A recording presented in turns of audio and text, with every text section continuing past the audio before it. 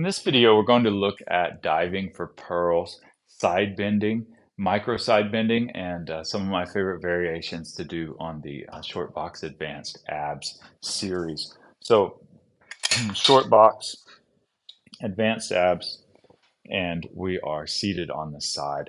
Still call this a Z sit on the box, seated firmly on that inside sits bone. Now to set somebody up for their side micro side bending, what you want to do is have them take that leading arm. For me, my left arm down, support yourself on the headrest.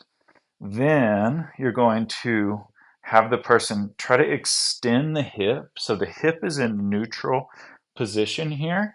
Um, the knee also, so firing the glute and the quad, and then flexing that ankle. They should be able to pull up on their loop with the ankle bone. Now, that before you do anything on the side, the person should be able to hold themselves right here. I like to just slip the hand in the lap. Hold yourself here for 10 seconds before we start moving. That's going to check and make sure that somebody knows how they're supposed to tension themselves. Make sure that they're prepared for the rigors of side bending. This is a good way to keep your class safe. Get them all aligned together. All right, support your head and organize yourself. Your body's an arrow. Your body's one straight line from your ankle all the way up through the crown of your head. Now hold it here.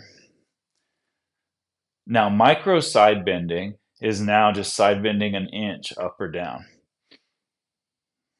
That's the strength training essence of side bending, the micro side bend. Very small. Remember that lumbar spine is not meant to move around a whole lot. So let's just give it some stimulation in the muscles, heating up those muscle fibers with the micro side bend. You can also turn somebody up a little bit, looking for more in the hip flexor. And if somebody even comes down, just turning down just a little in the torso, you're really feeling more along the back extensors. So you can kind of play with those angles. Now, when somebody side bends well with the hands in the lap, they should be stacking their posture, trying to lengthen through the posture constantly. So they're not hunching into it, they're not folding forward and then doing stuff, but they're lengthening their body. Now your variations on side bending, full side bending, goes hands in the lap is more challenging. Fingertips to temples is even more challenging. Okay, so you can go for there. Now the full dive for the pearl. This is a move that got me hooked on Pilates Reformer so long ago, and it's tough to teach in a group class.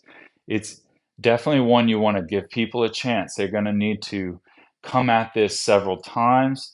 You're going to need to demonstrate it and get them aligned. But give it a chance because your class will, it will quickly be one of their favorites once they get the hang of it. So you've done your static hold and then your micro side bends, and somebody's strong enough to do a full dive for the pearl. So we want to practice the movement pattern first. You start in your Z on the box, get long, extend out, then bring that leading arm down to the headrest, side bend over the top, lift, and push a little with that trailing arm. That's going to get somebody the feel of the movement pattern, trying to lengthen, control themselves. But this bottom arm is giving them some support, some security. All right. Once they know they've done it, now the full dive for the pearl. Now that bottom arm sweeps into the lap, up and over the top, taking a breath, and then flexing yourself back up. Inhale, extend. Exhale over the top, take a breath. And exhale, return. Now, if you want to hold a stretch in diving for pearl, you're coming out over the top and then sweeping the arm down. down, and then letting somebody stretch. I try to let that back leg relax a little bit. Get both hands on the rails. It's pretty safe. Up and over the top, and then you can just press yourself out of that stretch. I'm going to do the other side. You also do that other side, just with the same cues. All right, see you in the next one.